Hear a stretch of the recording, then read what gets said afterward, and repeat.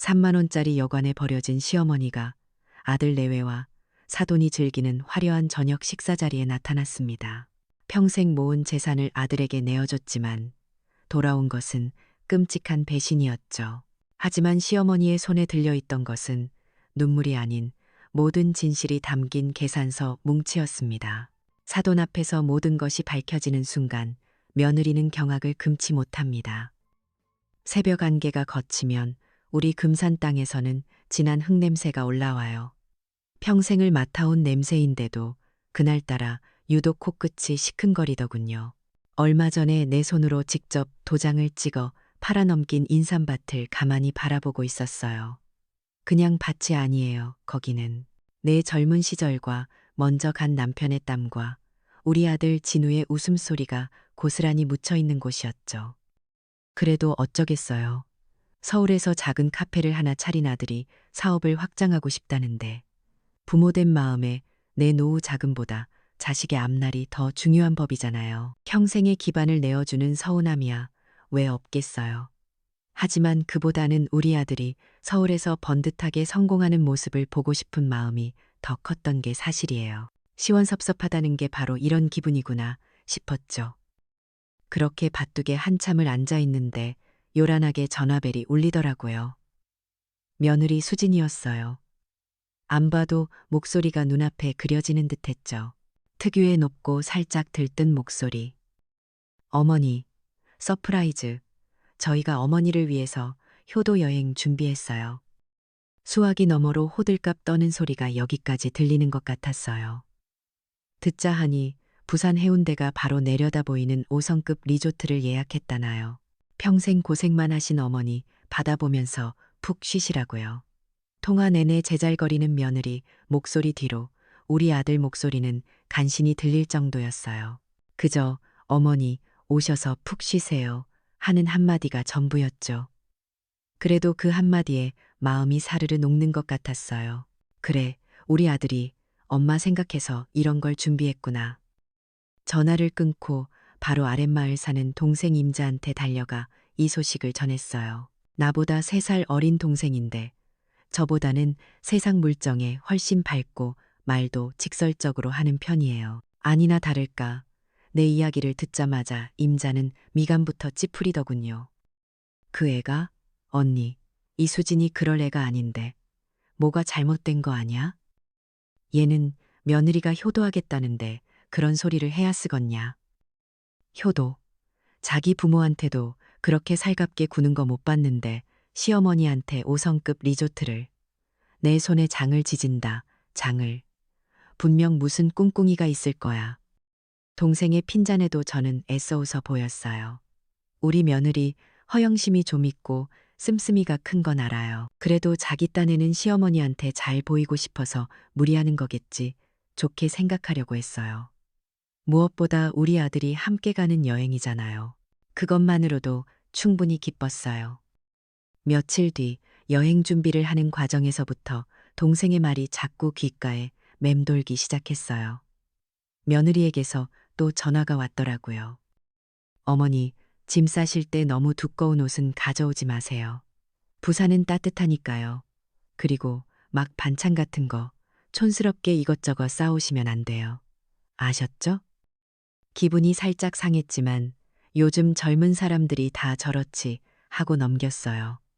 그런데 며느리의 다음 말이 가슴에 작은 가시처럼 밝히더군요. 저희 부모님도 이번에 같이 가시는데 얼마나 좋아하시는지 몰라요. 두 분이서 커플룩도 맞춰 입으신대요.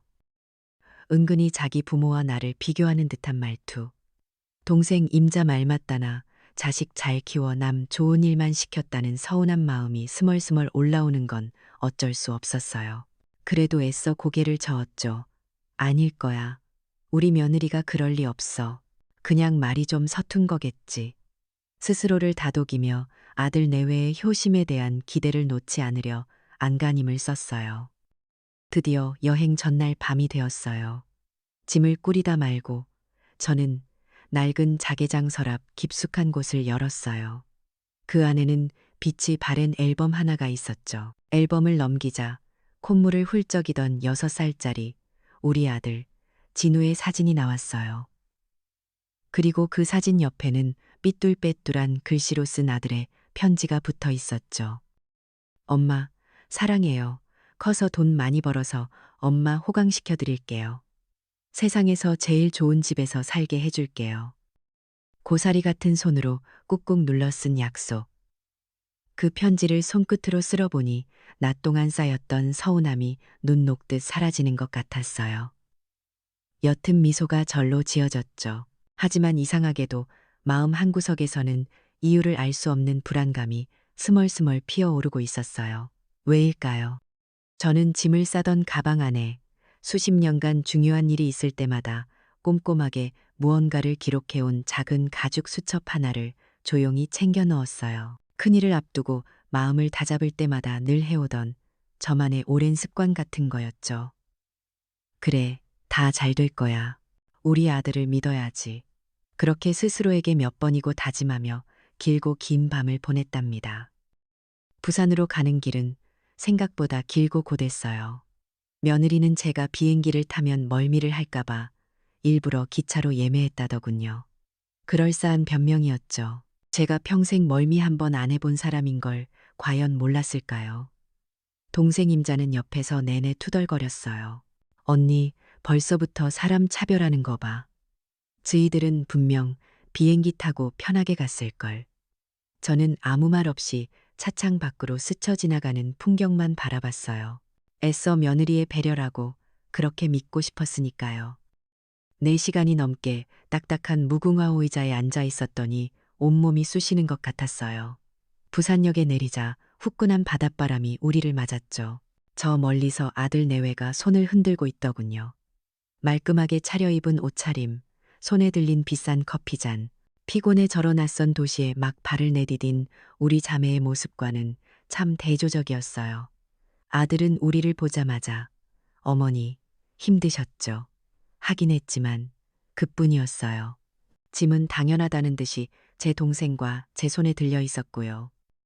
차를 타고 해운대로 가는 동안 창밖으로 보이는 화려한 풍경에 잠시나마 설레는 마음이 들었어요. 하늘을 찌를 듯 솟아있는 호텔 건물들, 활기 넘치는 사람들, 우리 아들이 이런 좋은 곳에 나를 데려오는구나. 기대감에 부풀어 차창에 얼굴을 붙이고 구경했네요.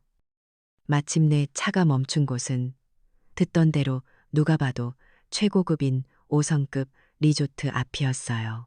눈부신 샹들리에가 걸린 로비에 들어서는 순간 저는 정말이지 아들 내외에게 고마운 마음이 들 뻔했어요. 하지만 그 기대는 오래가지 않았죠. 며느리는 로비 한쪽 구석으로 우리를 이끌더니 뭐가 그리 재밌는지 자기들끼리 눈을 찡긋하며 웃더군요. 그러고는 제 손을 살갑게 잡으며 말했어요. 어머니, 리조트는 너무 시끄럽고 젊은 사람들이 많아서 정신없으실 거예요. 제가 우리 어른들 취향에 딱 맞는 아늑하고 정겨운 곳으로 따로 잡아놨어요. 자갈치 시장 바로 옆이라 구경하시기도 좋고요. 그녀가 이끈 곳은 바다도 보이지 않는 좁고 비릿한 골목 안 허름한 간판이 걸린 여관이었어요. 금방이라도 무너질 듯 낡은 건물. 입구부터 풍겨오는 퀴퀴한 곰팡이 냄새. 동생 임자가 결국 참지 못하고 소리를 질렀어요. 이게 지금 뭐 하자는 짓이야. 너희는 저기 저 궁궐 같은 데서 자고 우리더러는 이런 데서 자라고? 며느리는 당황하기는커녕 오히려 귀찮다는 표정을 지었어요. 아들은 그저 아내와 우리 사이에서 어쩔 줄 몰라 하며 눈치만 보고 있었고요. 저는 폭발하려는 동생의 팔을 붙잡고 조용히 말했어요. 임자야, 됐다. 들어가자. 제 침묵은 체념이 아니었어요. 무슨 말을 해도 소용없다는 걸 깨달았을 뿐이죠. 그리고 이 상황을 똑똑히 지켜보고 기억하리라 조용히 다짐했어요. 그날 밤 도저히 잠을 이룰 수가 없었어요. 삐걱거리는 침대, 얼룩진 벽지, 창문을 열어도 들어오지 않는 바람. 답답한 마음에 혼자 밖으로 나왔어요. 밤바다나 보며 마음을 달래야겠다 싶었죠. 해변을 따라 한참을 걷다 보니 어느새 아들 내외가 묵고 있는 화려한 리조트 건물이 눈앞에 나타났어요. 리조트 1층의 통유리로 된 카페 안에서 웃음소리가 새어나오고 있더군요. 무심코 안을 들여다본 순간 저는 그 자리에 얼어붙고 말았어요. 아들 내외와 사돈 부부가 마주 앉아 즐겁게 이야기를 나누고 있었거든요. 저도 모르게 창가로 다가가 그들의 대화에 귀를 기울이게 됐어요. 며느리가 사돈에게 교태 섞인 목소리로 속삭이고 있었죠. 진우 씨 어머니 땅 판돈 나머지 있잖아요. 그걸로 카페 확장한다고 둘러대고 실은 저희 외제 차부터 바꾸고 아빠 빚도 좀 갚아드리려고요. 어머니는 나중에 저희 성공하면 전망 좋은 실버타운 하나 알아봐 드리면 되죠. 그게 더 편하실 거예요. 그 말을 듣는 순간 세상이 무너지는 것 같았어요. 아들은 그래도 어머니한테 그건 좀 이라며 마지못해 우물쭈물했지만 아내와 장인, 장모의 부추김에 결국 고개를 끄덕이고 말더군요. 아, 이 여행은 나를 위한 효도 여행이 아니었구나. 내 남은 재산을 마저 빼앗고 나를 요양원으로 보낼 계획을 세우기 위한 연극의 일부였구나. 머릿속에서 먼저 간 남편의 목소리가 울리는 듯했어요. 그래도 우리 진우는 우리를 버릴 녀석은 아니야. 그 믿음이 산산조각 나는 순간이었죠. 여관으로 어떻게 돌아왔는지 기억이 나지 않아요. 차가운 방바닥에 주저앉아 한참을 있었어요. 배신감에 온몸이 떨렸지만 이상하게 눈물은 한 방울도 나오지 않더군요. 슬픔을 느끼기엔 분노가 너무 컸어요. 평생을 바쳐 키운 자식에게 버림받았다는 사실보다 그들의 그 치졸하고 악랄한 계획에 이가 갈렸어요. 저는 품에서 낡은 가죽 수첩을 꺼냈어요. 그리고 그날 있었던 모든 일을 그들이 나눈 대화 하나하나를 잊지 않기 위해 꼼꼼히 기록했죠. 한참을 적어 내려가다 저는 조용히 전화기를 들었어요. 그리고 한참 만에 익숙한 번호를 눌렀죠. 조카야, 나다. 부탁 하나만 하자꾸나. 목소리는 이상할 만큼 차분했어요. 하지만 그 속에는 내 남은 인생을 통째로 뒤바꿀 거대한 결심이 불타오르고 있었답니다. 밤새 한숨도 자지 못했지만 정신은 오히려 맑았어요. 어제의 충격이 슬픔으로 가라앉는 대신 굳고 차가운 분노가 되어 제 안에 자리를 잡았기 때문이겠죠. 동생 임자는 밤새 씩씩거리더니 아침이 되자마자 당장 리조트로 쳐들어가 머리채라도 잡아야 직성이 풀리겠다며 길길이 날뛰었어요. 저는 그런 동생을 만류하고 밖으로 이끌었죠. 아침이나 먹자고요. 우리는 자갈치 시장으로 향했어요. 비린내와 활기가 뒤섞인 그곳에서 동생은 정신없이 두리번거리며 구경하기에 바빴어요. 언니, 저기 저 생선 좀 봐. 사람 팔뚝보다 더 크네. 하지만 제 눈에는 다른 것들이 들어왔어요. 좌판에 생선을 진열하는 상인들의 능숙한 손놀림, 손님을 끄는 그들만의 화술, 좋은 물건을 알아보는 단골들의 예리한 눈초리, 그리고 그 모든 것들 사이를 흐르는 돈의 움직임. 그 모습을 보고 있자니 까맣게 잊고 살았던 수십 년 전의 제 모습이 떠오르더군요. 사람들은 우리 부부가 평생 금산에서 인삼 농사만 지은 줄 알아요. 틀린 말은 아니죠. 제 남편은 정말 소처럼 뚝심 있게 밭만 일구던 사람이었으니까요. 하지만 그 귀한 인삼을 밭에서 썩히지 않고 제 값을 받고 서울의 큰 약재상들에게 팔았던 건 바로 저였어요. 그 시절 저는 그냥 농사꾼 안악이 아니었어요. 금산 일대에서는 최 사장으로 통했죠. 남편이 키운 인삼을 등급별로 나눠 정갈하게 포장하는 법을 고안한 것도 저였고 서울의 콧대 높은 약재상들과 직접 만나 거래를 트고 단가를 협상한 것도 저였어요. 남편은 묵묵히 최고의 인삼을 키워냈고 저는 그 인삼이 최고의 가치를 인정받도록 만들었어요. 우리는 최고의 동업자였던 셈이에요. 깐깐하고 셈이 정확했지만 신용 하나는 칼같이 지킨다고 다들 저를 그렇게 기억했죠. 한참을 그렇게 과거에 잠겨 있는데 주머니에서 휴대폰이 짧게 울렸어요. 어젯밤에 통화했던 조카에게서 온 문자였죠. 이모님, 요청하신 자료 보내드렸습니다. 확인 부탁드립니다. 사실 그는 제 친조카가 아니에요. 제가 최 사장으로 불리던 시절 거래하던 서울의 한 약재상 아들이죠. 그 집이 한때 사업 위기로 부도 직전까지 몰린 적이 있었어요. 다들 등을 돌렸지만 저는 그 사람의 정직함을 믿고 담보도 없이 큰 물량을 외상으로 대주었어요. 제 남편조차도 당신 그러다 우리까지 망한다며 반대했지만 저는 제 사람 보는 눈을 믿었죠. 결국 그는 제 도움으로 재기에 성공했고 평생 저를 은인으로 여기며 살았어요. 그리고 아들에게 유언처럼 남겼다고 하더군요. 최 사장님 댁에 무슨 일이 생기면 내 목숨을 걸어서라도 그 은혜를 갚아야 한다. 그 아들이 지금은 국내에서 제일 큰 카드 회사 중 하나의 상무 자리에 올라 있었어요. 그러니 제가 어젯밤의 한 부탁은 그에게 요청이 아니라 아버지의 유언을 지키고 은혜를 갚을 기회였던 거예요. 제 진짜 힘은 땅 판 돈 몇 푼이 아니었어요. 제가 평생에 걸쳐 쌓아 올린 신용, 그리고 그 신용이 만들어준 강력하고 충성스러운 사람들이 바로 제 숨겨진 힘이었던 거죠. 자료를 확인해야 했어요. 저는 태연하게 아들에게 전화를 걸었죠. 마침 며느리는 사돈댁과 함께 외출 중이라고 하더군요. 아들, 나다. 내가 폰으로 뭘 좀 봐야 하는데 늙은이라 그런지 잘 안 되네. 내 폰으로 이메일 좀 잠깐 확인해 주면 안 될까? 아들은 의심 하나 없이 자신의 이메일 주소와 비밀번호를 술술 알려주었어요.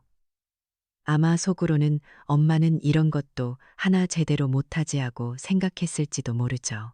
사이트에 스타일테 저는 제 스마트폰에 아들의 계정으로 로그인했어요. 사이트에 63, 조카가 보낸 파일이 도착해 있더군요. 아들 박진우의 최근 6개월간 카드 사용 상세 내역서. 그걸 열어보는 순간 제 머릿속은 수십 년 전의 최 사장 시절로 돌아갔어요. 감정은 사라지고 냉철한 계산만이 남았죠. 이건 배신당한 어미의 감정 싸움이 아니었어요. 부실하고 악성인 자산을 어떻게 정리할 것인가에 대한 냉정한 사업 판단의 문제였어요. 파일을 꼼꼼히 확인하고 나온 저는 여전히 분이 안 풀려 씩씩거리고 있는 동생 임자의 어깨를 툭 쳤어요. 임자야, 그만 화내라. 화가 안 나게 생겼어. 당장 가서 그녀네. 이 여행 아직 안 끝났다. 제 말에 동생이 의아한 표정으로 저를 쳐다보더군요. 저는 빙그레 웃으며 말했어요. 세상에서 제일 재밌는 구경이 불구경이고 그 다음이 싸움 구경이라잖니. 이왕 시작된 싸움, 우리가 마지막에 제일 재밌는 구경 한번 시켜주자. 제 목소리에는 더 이상 어제의 슬픔이나 분노가 남아있지 않았어요. 모든 것을 손안에 넣고 결정적인 순간을 기다리는 사람의 차분하고 서늘한 자신감만이 있었죠. 동생은 그런 제가 낯설면서도 한편으로는 안심이 되는지 더 이상 아무 말도 하지 않았답니다. 이제 판은 완전히 새로 짜인 셈이었어요. 다음 날 우리는 여느 관광객처럼 부산 시내를 돌아다녔어요. 동생 임자는 해운대 앞바다를 보며 바다는 참 좋네. 사람 속만 안 썩이면 하고 투덜거렸지만 저는 그저 말없이 웃기만 했죠. 겉보기엔 평범한 자매의 여행이었지만 제 머릿속은 그 어느 때보다 바쁘게 돌아가고 있었거든요. 우리는 남포동 BIFF 광장을 구경하다가 잠시 쉬어갈 겸 허름한 찻집에 들어갔어요. 동생이 팥빙수를 시켜놓고 창밖을 구경하는 동안 저는 조용히 구석으로 가 전화를 걸었죠. 금산에 있는 남편 살아생전부터 우리 집안일을 봐주던 변호사였어요. 저는 그에게 아들에게 준 카페, 자금이 증여가 아닌 사업 성과를 보기로 한 조건부 투자에 가까웠다는 사실을 다시 한번 확인했어요. 그리고 아직 제 이름으로 되어 있는 남은 땅값에 대한 소유권이 온전히 저에게 있다는 법적 확인도 받아두었죠. 감정에 호소하는 싸움은 결국 지게 되어 있어요. 저는 법과 사실이라는 누구도 반박할 수 없는 무기를 먼저 챙겨야 했어요. 다음으로는 서울에 있는 부동산 몇 군데에 전화를 돌렸어요. 아들 카페가 입점한 상가 건물의 최근 시세와 월 임대료 수준을 파악하기 위해서였죠. 그들의 거짓말이 어디까지인지, 그들이 서 있는 기반이 얼마나 허술한지 정확히 알아야 했으니까요. 오후에는 카드사 상무, 제 조카에게서 추가 자료가 담긴 이메일이 도착했어요. 그 내용은 더욱 기가 막혔죠. 아들의 신용등급은 거의 바닥 수준이었고 카페의 월 매출은 임대료와 인건비를 겨우 감당하는 수준이었어요. 그들이 누리던 호화로운 생활은 전부 제 돈으로 유지되는 신기루나 다름없었던 거예요. 저는 동생을 데리고 근처 PC방으로 향했어요. 어두컴컴한 곳에서 젊은 애들이 게임하느라 시끄러웠지만 저는 아랑곳하지 않고 컴퓨터 앞에 앉았죠. 이메일에 첨부된 파일들을 하나씩 열어 깔끔하게 정리하고 인쇄했어요. 아들의 카드 내역서, 카페 매출 자료, 신용등급 보고서까지 중요한 부분은 빨간 펜으로 밑줄까지 그어가며 완벽한 증거 자료, 뭉치를 만들었어요. 그 서류들을 본 동생은 더 이상 참을 수 없다는 듯 자리에서 벌떡 일어났어요. 언니, 당장 가자. 가서 이 종이 뭉치를 그것들 얼굴에 던져버리자. 동생의 눈에는 분노의 불길이 이글거렸죠. 저는 그런 동생의 손을 잡아 자리에 앉혔어요. 그리고 조용히 말했죠. 임자야, 복수는 차가울 때 먹어야 제맛이라고 했다. 그리고 이왕이면 관객이 많을수록 더 재밌는 법이지. 과거 인삼 장사를 할 때 교묘한 말로 저를 속이려던 장사치가 있었어요. 저는 화를 내는 대신 조용히 그가 속인 증거들을 모았죠. 그리고 여러 상인들이 모인 장날, 모두가 보는 앞에서 그 증거를 내밀었어요. 그는 변명 한마디 못하고 그 자리에서 신용을 잃고 쫓겨났죠. 시끄럽게 소리치는 것보다 조용한 진실이 훨씬 더 무서운 법이에요. 저는 수십 년간 인삼이 제대로 익을 때까지 기다리는 법을 배운 사람이에요. 분노를 다스리고 가장 아픈 순간에 칼을 꽂을 줄 아는 지혜가 저에게는 있었던 거죠. 모든 준비를 마치고 여관으로 돌아왔을 때 며느리에게서 전화가 걸려왔어요. 기다렸다는 듯이요. 어머니, 오늘 저녁이 마지막 밤인데 아쉬우시죠? 저희 부모님 모시고 리조트 최고급 레스토랑에서 식사 대접할게요. 꼭 오셔야 해요. 가식으로 한껏 포장된 목소리. 저는 더없이 인자한 목소리로 대답했어요. 그래, 고맙다. 우리도 너희에게 줄 작은 선물을 준비했으니 기대하거라. 전화를 끊은 저는 PC방에서 깔끔하게 출력된 서류 뭉치를 가방 깊숙이 넣었어요. 이제 모든 준비는 끝났어요. 배우들은 모두 무대 위로 올라왔고 저는 이 연극의 마지막을 장식할 감독이 된 기분이었답니다.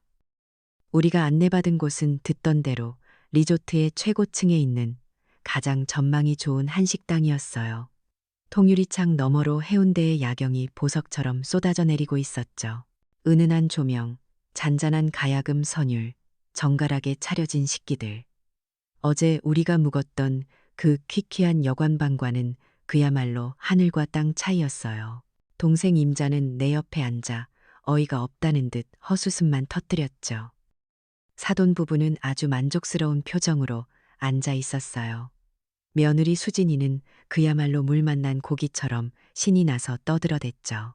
이 식당을 예약하기 위해 얼마나 애를 썼는지, 이번 여행을 계획하면서 얼마나 세심하게 신경을 썼는지, 그녀의 연극은 절정을 향해 치닫고 있었어요. 아버님, 어머님, 제가 저희 어머니 얼마나 생각했는지 몰라요. 진우 씨도 제 덕에 이렇게 효도하는 거라니까요. 안 그래, 여보? 아들은 어색하게 웃으며 고개만 끄덕였어요. 그 얼굴에 스치는 불편한 기색을 이 식탁에서 저 말고 또 알아챈 사람이 있었을까요? 사돈 부부는 우리 딸 덕에 박서방이 장가 한번 잘 갔지, 우리 수진이처럼 야무진 애가 없지 하며 연신 추임새를 넣었어요. 위선으로 가득 찬 완벽한 체면의 파티였죠.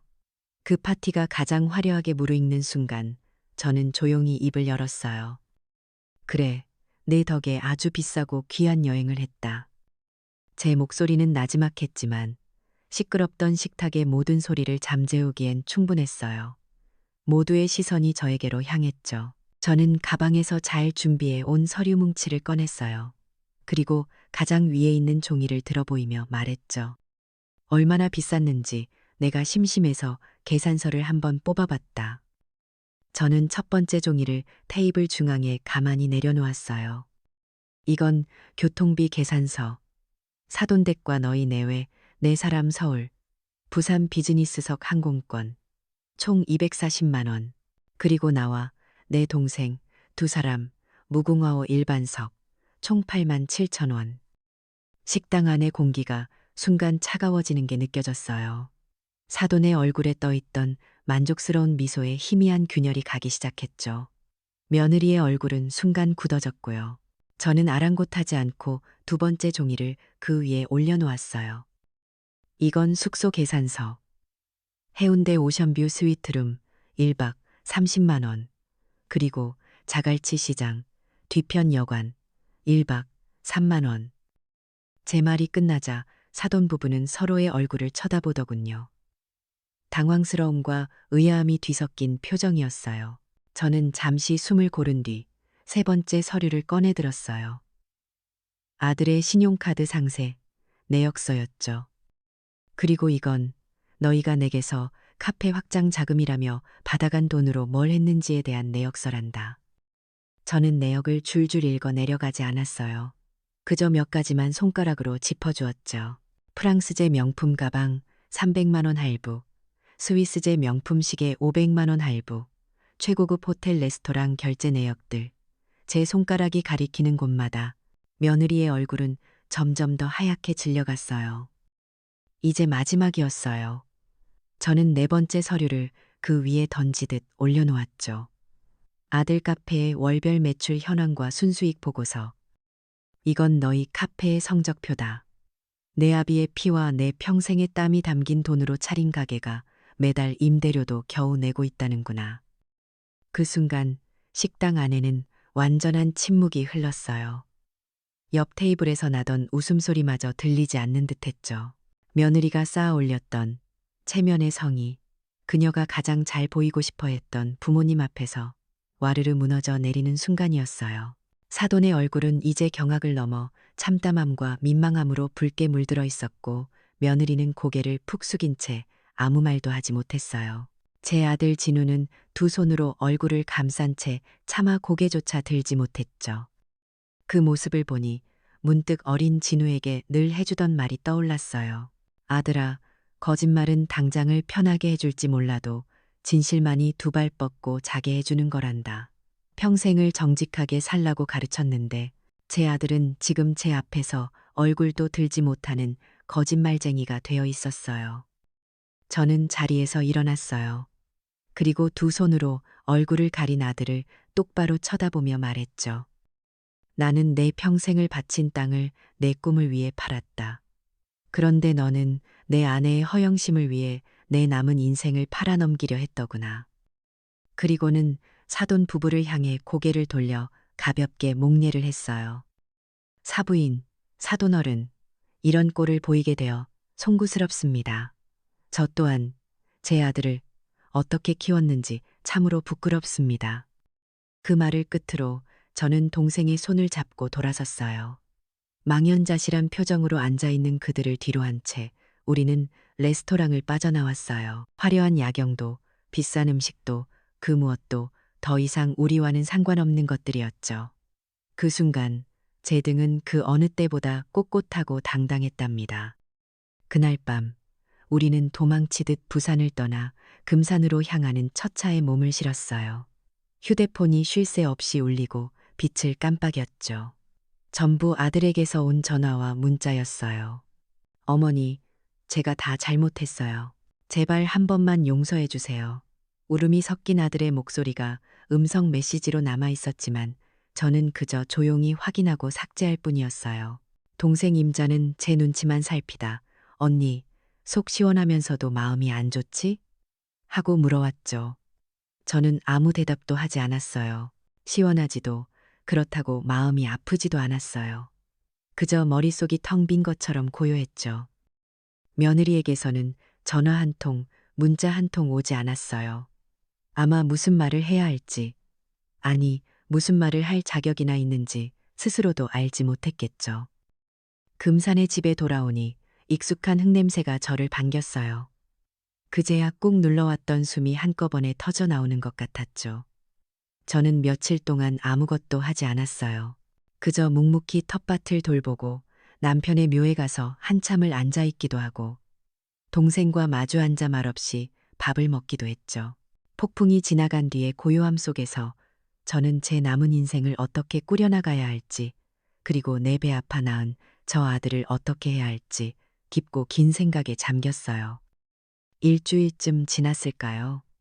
대문 밖에서 인기척이 들리더군요. 나가보니 아들이 페인 몰골로 서 있었어요. 며칠은 씻지도 못한 듯한 헬쑥한 얼굴로 저를 보자마자 그 자리에 무릎을 꿇더군요. 그리고는 아이처럼 엉엉 울며 용서를 빌었어요.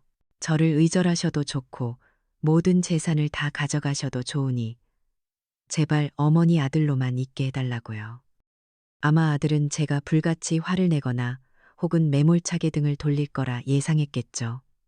하지만 저는 그러지 않았어요. 저는 아들을 일으켜 집 뒤편의 낡은 작업장으로 데려갔어요. 그곳은 예전에 인삼을 말리고 포장하던 제 젊은 시절에 땀이 밴 곳이었죠. 작업장 한가운데 놓인 평상 위에는 인삼뿌리 몇 개와 함께 며칠 밤을 새워 만든 두툼한 서류 뭉치가 놓여 있었어요. 네가 기대하는 복수는 내 방식이 아니다. 저는 서류 뭉치를 가리키며 말했어요.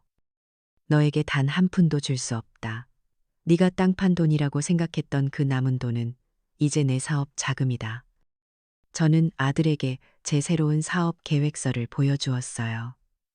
온라인을 통해 금산의 최상급 인삼을 내 이름을 걸고 직접 판매하는 프리미엄 브랜드 사업이었죠.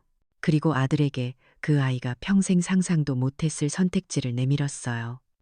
내가 너에게 주는 마지막 기회는 이것이다. 서울에 있는 그 시시한 카페는 당장 정리하고 이곳 금산으로 내려와 내 사업의 가장 말단 직원부터 다시 시작해라. 네가 그토록 쉽게 포기하려 했던 이 땅의 가치와 땀의 의미를 네 몸으로 다시 배우거라. 물론 네 아내는 이 사업에 발붙일 생각은 꿈도 꾸지 말아야 할 게다. 복수도 용서도 아닌 재교육. 그것이 제가 내린 마지막 결정이었어요. 모든 것을 잃고 완전히 부서진 아들은 한참을 말이 없다가 조용히 고개를 끄덕였어요. 그렇게 몇 달이 흘렀어요. 서울의 번화가에서 세련된 옷을 입고 커피를 내리던 내 아들은 이제 흑투성이 작업복을 입고 제 옆에서 인삼 선별법을 배우고 있어요. 우리 모자 사이에는 대화가 거의 없어요. 저는 그저 묵묵히 일을 가르치고 아들은 묵묵히 배울 뿐이죠. 하지만 저는 알 수 있었어요. 아들은 노동의 고단함 속에서 어머니의 지혜 속에서 진정한 존중의 의미를 온몸으로 다시 체득하고 있다는 것을요.